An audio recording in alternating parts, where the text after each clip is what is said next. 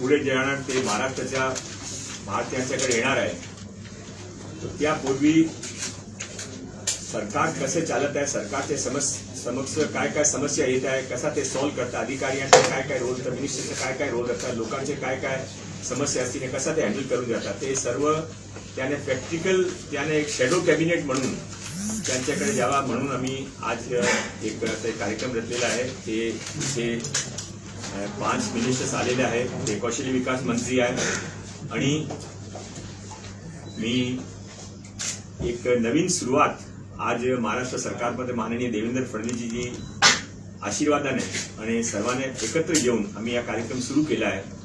हा फक्त एक शो नाही आहे। युवा शक्ती जोपर्यंत सरकारचे बरोबर येत नाही तोपर्यंत त्याने पण मार्ग दिसत नाही आणि सरकारच्या पण एक चांगली रीतीने सरकार चालवण्यासाठी युवा शक्तीने बरोबर येणं गरजेचं आहे।